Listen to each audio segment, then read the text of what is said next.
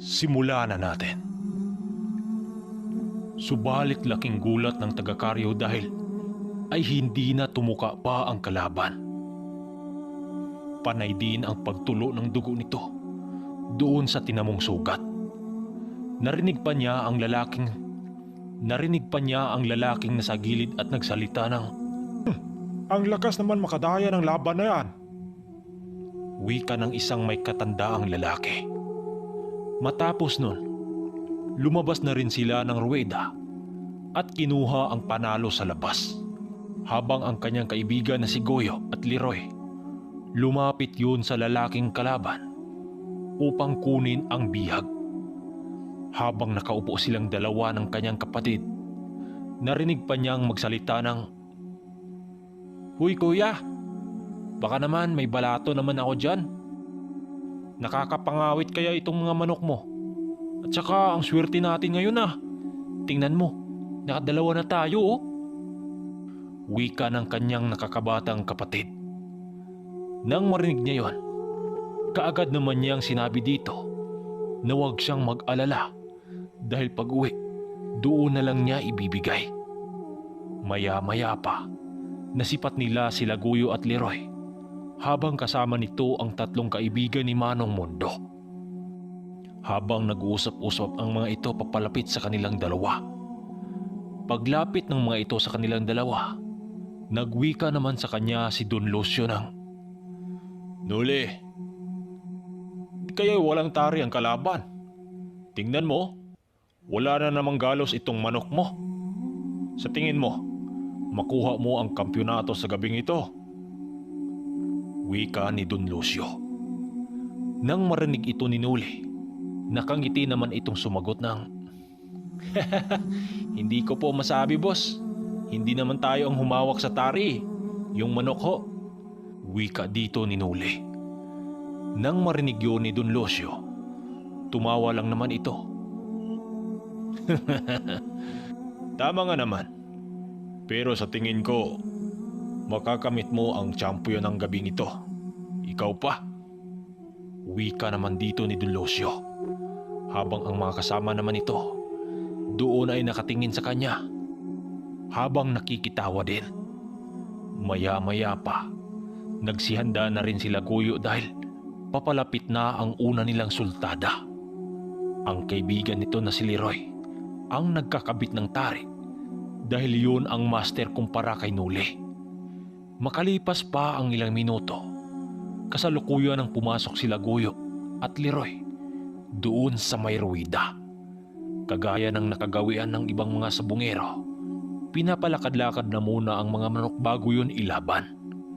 Dahil dito, binabasi ng iba kung maganda ang pagkakabit ng tari.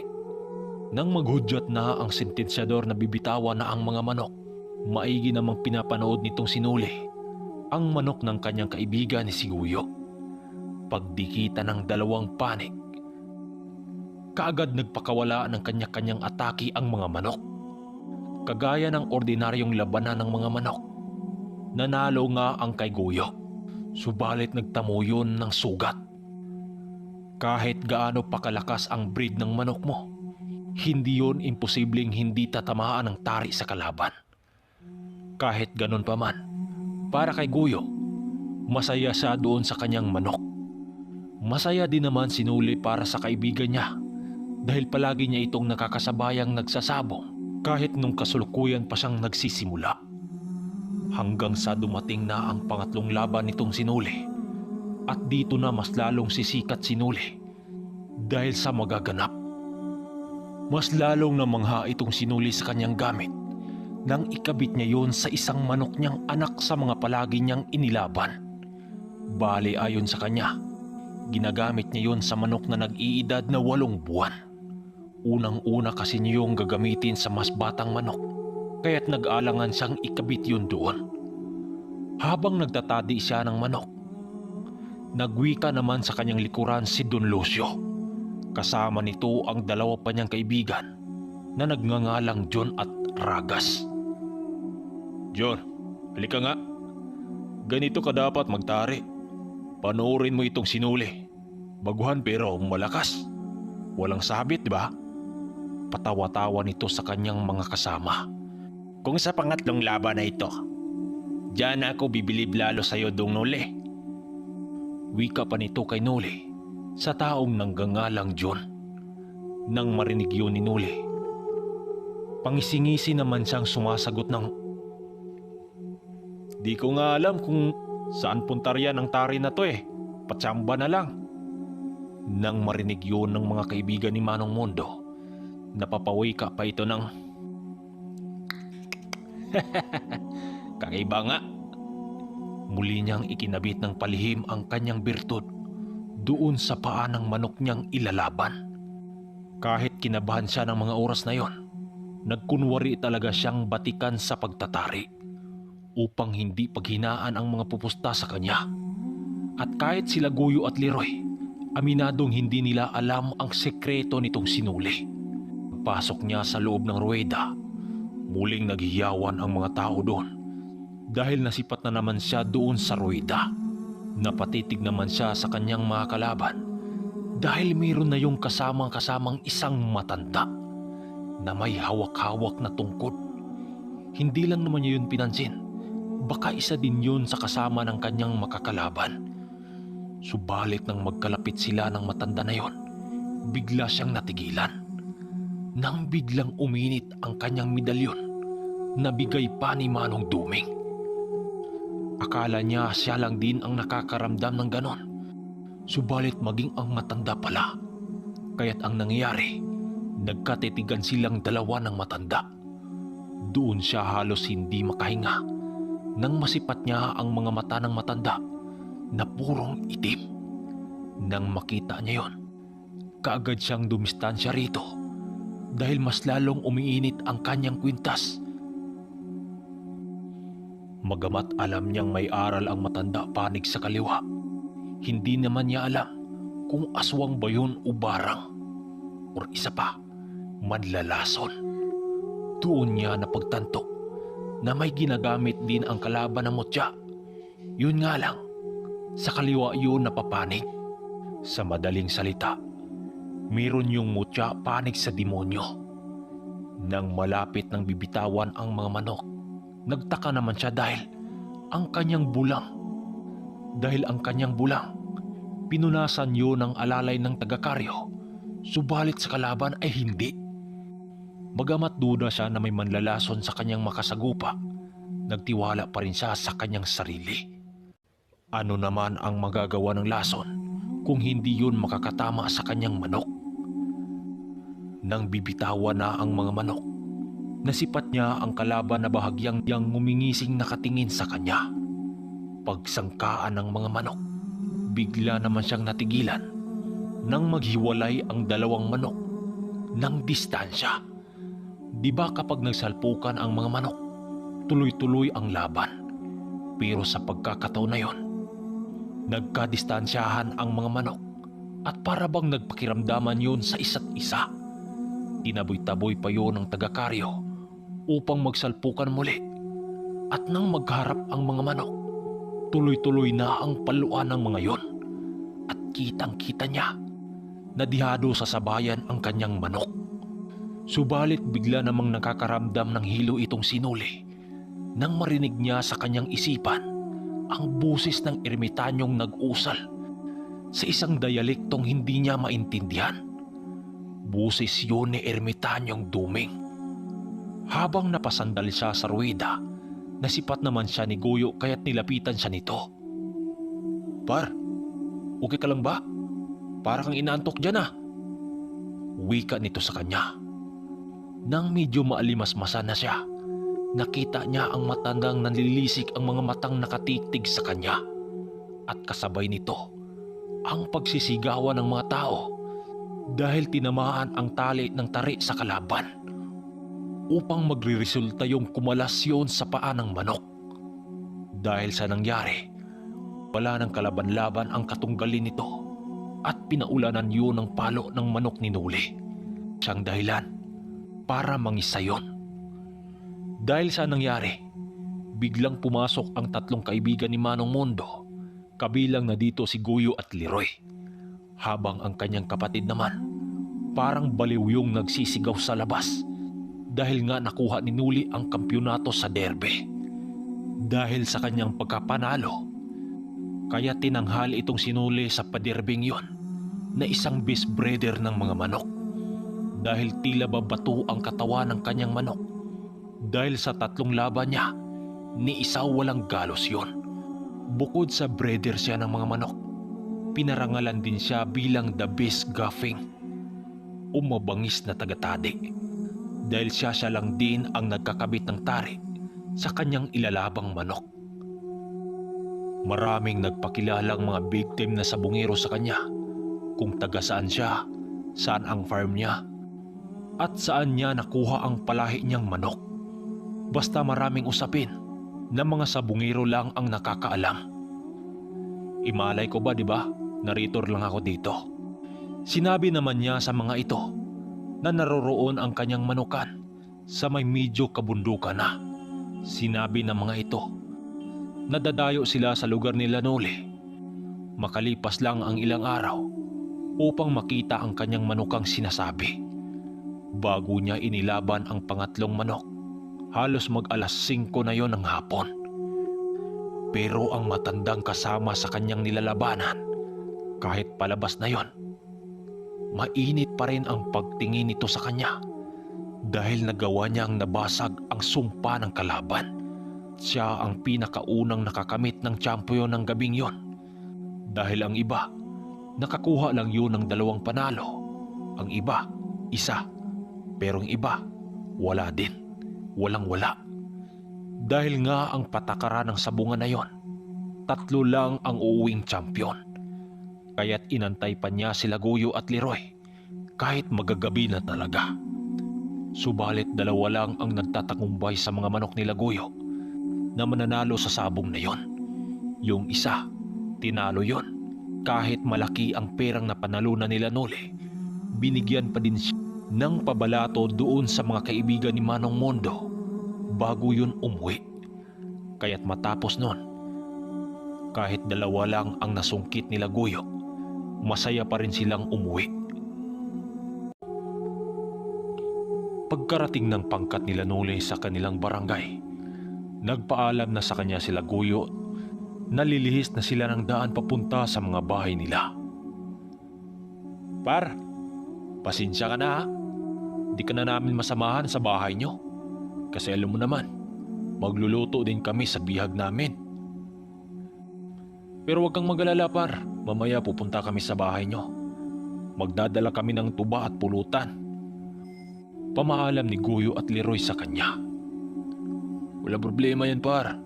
Malapit lang naman dito ang bahay namin. Basta mamaya ha, punta ka sa amin. Sagot naman niya dito sa kanyang kaibigan. Kung kaya't matapos noon, nagkanya-kanya na sila ng daan habang naglalakad silang 2 ng kanyang kapatid papunta sa entradang daan ng kanilang bahay. Napangisi naman siya ng bahagya nang maramdaman niya ang presensya ng ermitanyo.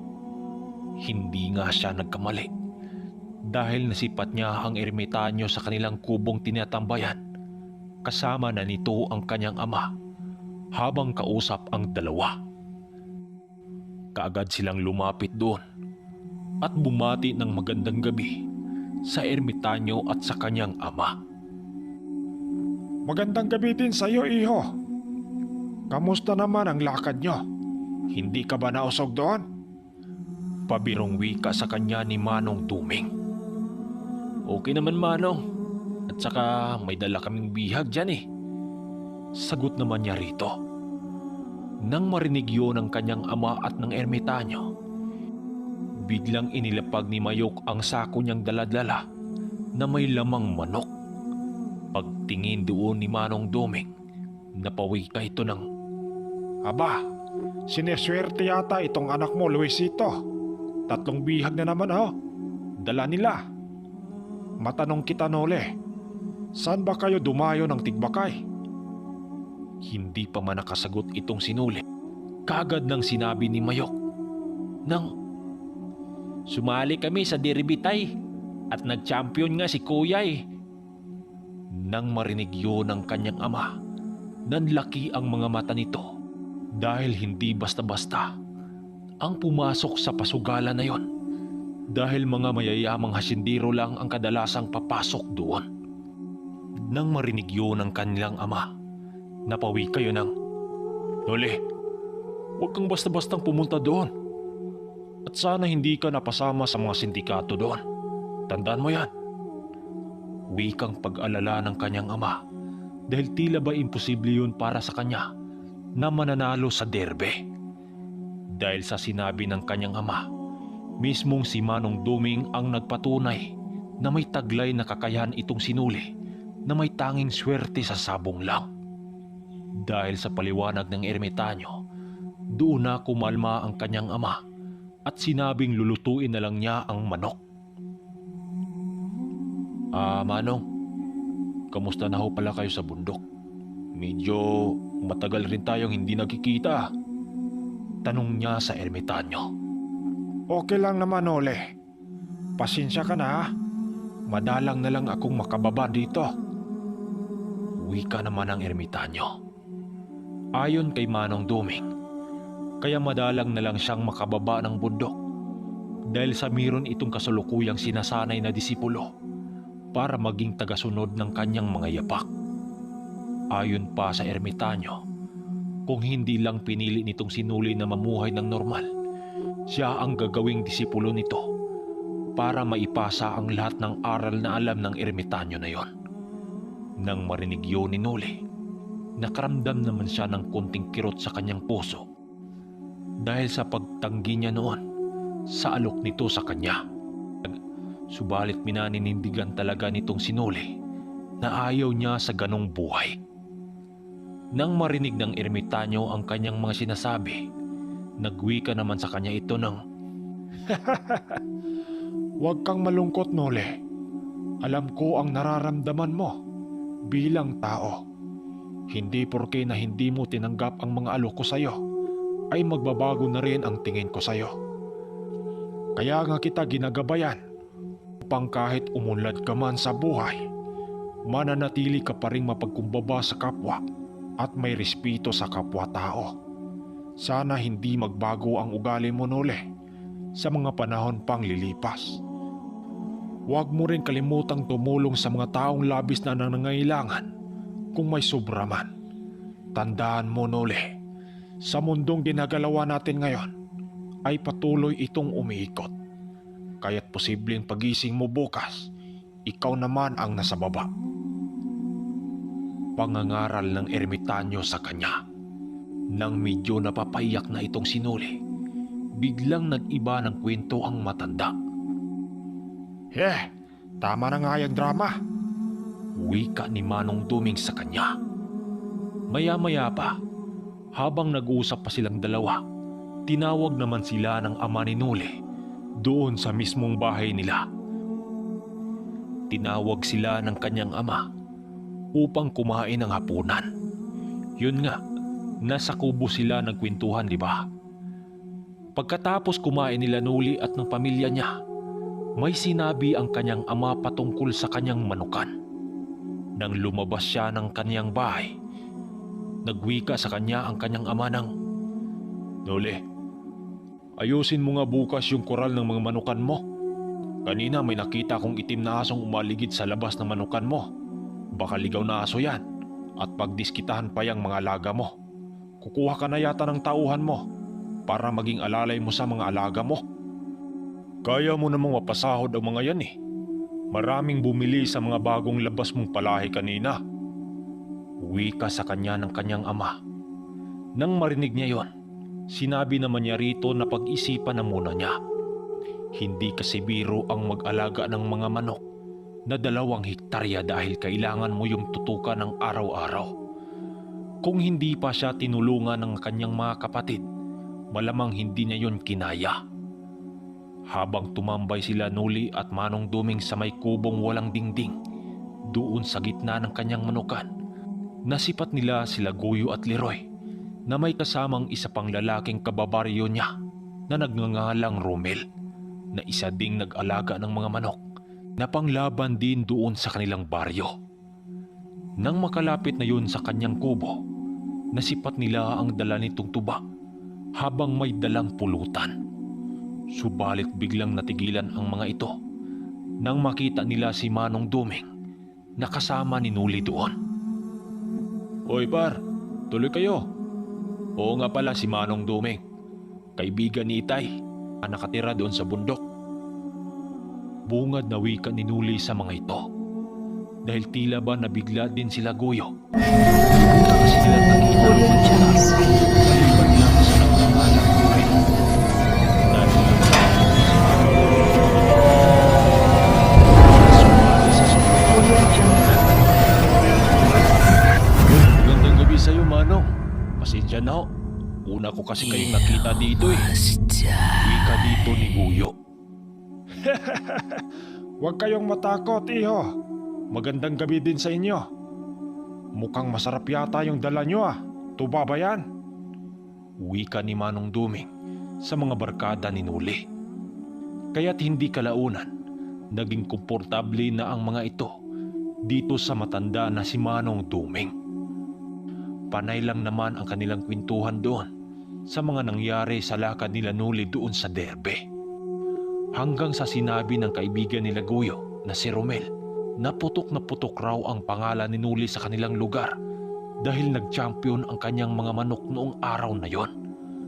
Ayon pa dito, may mga nagtatanong din sa kanila kung saan daw nakatira ang nagngangalang Nuli dahil dadayo ang mga ito upang bibili ng kanyang mga palahing manok. Sinabi lang naman ni Nuli na ayos lang sa kanya kung dadayo ang mga yon sa kanya.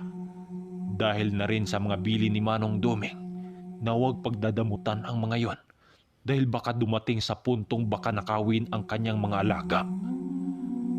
Akala kasi talaga ng mga nakilala sa kanya ay maganda ang lahi ng kanyang manok. Kaya't kinabukasan, hindi nga sila nagkakamali dahil mayroong dumayo sa kanilang manukan na nanggaling pa sa ibang mga lugar at ang iba pa dito ay may dalang mga makalumang motor at mga sasakyang pangbundok. Akala niya ang lahat ng dumayo sa kanya ay bibili lang yun ng mga manok. Subalit nagkakamali siya. May iilan ding nagdadala ng kanilang mga manok upang subukan umano ang lahing nananalaytay sa manok ni Nuli. Ayon pa kay Nuli, ang hinahanap ng mga ito ay ang sa mga abilidad sa manok na palaban sa ruweda kapag pinagharap ang mga ito. Dahil ayon pa sa kanyang mga nalalaman, pinaghalo ang breed ng isang manok sa 4 na lahi ng mga mahusay na breeder upang magkaroon ito ng cutting ability doon sa laban. Subalit dahil nga baguhan lang si Nuli sa mga ganon, hindi pa niya gaanong naintindihan yon. Dahil ang bihasa sa mga ganon, sila Umar at si Manong Mondo. Pagharap nilang dalawa ni Nuli at Manong Duming sa mga bisita nila, ay masaya naman nila itong binati. Paglapit ng mga ito sa kanilang dalawa, kaagad nagtanong ang mga yon ng, "Magandang araw sa inyo mga Ginoo. Kayo ho ba ang nangangalang Nuli?" Tanong ng isang lalaking medyo may kalakihan ang katawan. Nang marinig ito ni Nuli, sinagot naman niya ito ng, Ako nga ho. Bakit? Anong kailangan nyo?" Sagot niyang malumanay na boses dito. Naparito kami upang makilala kayo Nuli. Kagaya mo, isa din kaming breeder sa silangan ng Bacolod. Tunog na tunog ang pangalan nyo Nuli sa mga sabungan. Kaya't naririto kami upang makakuha ng palahi sa inyo. Nabalitaan kasi naming magagaling daw ang mga manok mo. Nang marinig ito ni Nuli, napatingin naman siya kay Manong Duming at maya-maya pa, nagsilapitan naman sa kanila ang iba pang mga kasama nito. May dala itong mga manok. Nang siyang ipinagtaka nila Nuli, kadalasan kasi sa pumunta sa kanya para bibili, ay bibili lang talaga yun at walang dalang manok. Paglapit sa kanila ng 3 lalaking kasing edad lang ni Nuli at may binanggit ito. Sinabi nito, kung talagang magaling ang mga palahi niya, susubukan nilang i-spar ang mga manok laban kila Nuli na may tarik. Subalit hindi ito nagustuhan ni Manong Duming at nagwika ng, Mga Ginoo, hindi nyo ba alam na bawal magtanghal ang pasabong dito kung wala kayong permiso sa punong baryo? Wika dito ni Manong Duming sa mga bisita nilang tagabayan.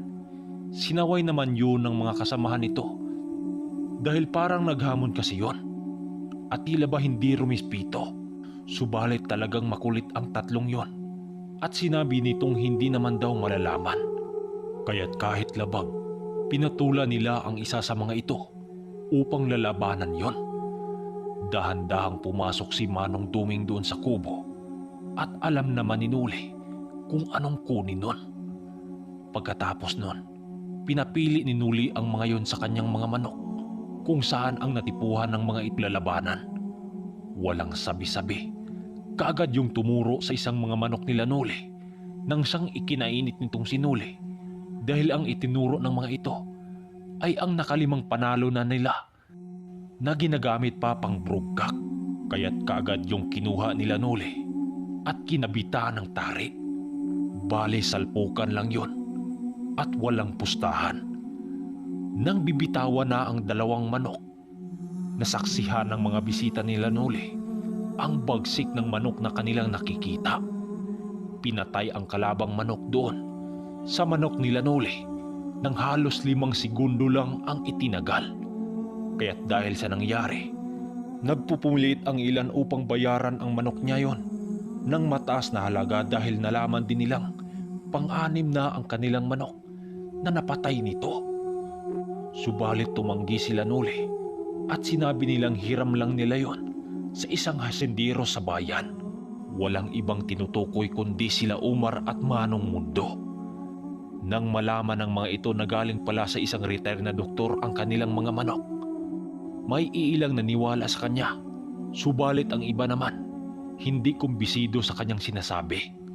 Kaya't ang nangyari, ang kanyang mga binigay doon ay ang lahi din ng mga manok na yon, na sa halos 11 din ang kanyang nabintang manok sa araw na yon.